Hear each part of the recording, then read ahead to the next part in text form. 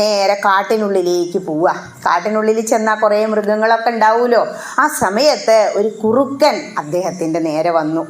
ആ കുറുക്കൻ ചോദിക്കുകയാണ്, ഹേ ബ്രാഹ്മണ ശ്രേഷ്ഠ, അങ്ങ് എങ്ങോട്ടാണ് പോകുന്നത്? അപ്പോൾ പറയാ, സത്യം പറയാൻ കഴിയൂ, ബ്രാഹ്മണനല്ലേ, എനിക്ക് മടുത്തു. എന്താ മടുത്തത്? എൻ്റെ ജീവിതത്തിൽ ഞാൻ മഹാദരിദ്രനാ.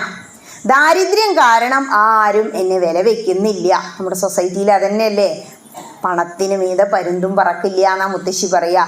അതുകൊണ്ട് എന്ത് ചെയ്യാൻ പോവുകയാണ്, എന്നെ ആരും വില വയ്ക്കുന്നില്ല, അവഗണന സഹിച്ച് എനിക്കിനി ജീവിക്കണ്ട, ഞാൻ ആത്മഹത്യ ചെയ്യാൻ പോവുകയാണ് എന്ന് പറഞ്ഞു. ആ സമയത്ത് ഈ കുറുക്കൻ ഉപദേശിക്കുകയാണ് ആരേനെ?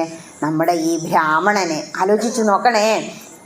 കുറുക്കൻ പറയാണ്, ഹേ ബ്രാഹ്മണ ശ്രേഷ്ഠ, അങ്ങ് ഒരു മനുഷ്യനാണ്. മനുഷ്യന് എന്തുണ്ട്? കൈകളുണ്ട്.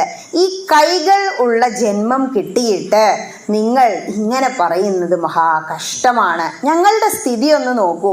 ഞങ്ങളെ ഒരു ഈച്ച കടിച്ചാലോ ഒരു ഉറുമ്പ് കടിച്ചാലോ ഞങ്ങൾക്ക് അതിനെ തട്ടി മാറ്റാൻ പോലും നിങ്ങളെ പോലെയുള്ള നല്ല കൈകളില്ല. അത് സഹിക്കേ നിവൃത്തിയുള്ളൂ. നിങ്ങൾക്ക് നല്ല കൈകൾ കിട്ടി, പ്രവൃത്തി ചെയ്യാൻ പറ്റുന്ന കൈകൾ കിട്ടി. മാത്രമല്ല ഈ ഭൂമുഖത്ത് കിട്ടുന്ന വിശിഷ്ടമായ ജന്മം എന്ന് പറയുന്നത് മനുഷ്യജന്മമാണ്. അതിലും ശ്രേഷ്ഠമാണ് ബ്രാഹ്മണ ജന്മം.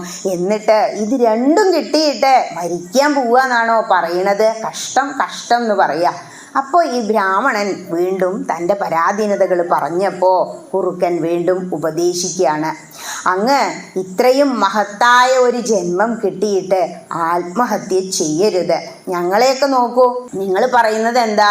നിങ്ങൾക്ക് ധനമില്ല, ദരിദ്രനാണ്, അതുകൊണ്ട് നിങ്ങൾക്ക് ജീവിക്കാൻ വയ്യ, ആരും നിങ്ങളെ ബഹുമാനിക്കുന്നില്ല. അതിനല്ലേ ഈ കൈകൾ കിട്ടിയിരിക്കുന്നത്. പ്രവൃത്തി ചെയ്ത് ജീവിക്കണം, അത് നമുക്കുള്ള ഒരു പാടാണ്. ഒരാളും ജനിച്ചു വരുമ്പോൾ പണവും ധനവുമായി വരുന്നില്ല. ഒരാളും മരിച്ചു പോകുമ്പോൾ ഈ ധനം കൊണ്ടുപോകുന്നും ഇല്ല. അപ്പം എന്ത് ചെയ്യണം? ഈ കിട്ടിയ ബലവത്തായ കൈകൾ ഉപയോഗിച്ച് ജോലി ചെയ്ത് എന്ത് സമ്പാദിക്കണം? ധനം സമ്പാദിക്കണം. മാത്രമല്ല ഞങ്ങളെ ഈ മൃഗങ്ങളെ നോക്കൂ, നിങ്ങൾക്ക് വിശിഷ്ടമായ ജന്മം കിട്ടി. എന്താ കിട്ടിയിരിക്കേണ്ടത്? ബ്രാഹ്മണ ജന്മം. ഇതെന്തിനു വേണ്ടി ഉപയോഗിക്കണം? പഠിച്ച് മഹാപണ്ഡിതനായി. ബ്രാഹ്മണന്റെ തൊഴിലെന്താ? മറ്റുള്ളവർക്ക് ജ്ഞാനം വേദം ഉപദേശിക്കല, അതാണ് ചെയ്യേണ്ടത് എന്ന് ഉപദേശിച്ചു. ഇതൊക്കെ കേട്ടപ്പോൾ ഇദ്ദേഹത്തിന് തോന്നുകയാണ്, ശരിയാണല്ലോ, എനിക്ക് ബ്രാഹ്മണ ജന്മല്ലേ കിട്ടിയത്, ഞാൻ എന്തിനാ ഇപ്പം ഇത്രയും ഒരു നിരാശനായിട്ട് മരിക്കേണ്ട കാര്യം? ഒരു മനുഷ്യനും ഒരു ജന്മം, ഒരു ജീവൻ കൊടുക്കാൻ കഴിയില്ല. അതുകൊണ്ട് തന്നെ ഈ ജീവൻ എടുക്കാനും നമുക്ക് അർഹതയില്ല. ഞങ്ങളെ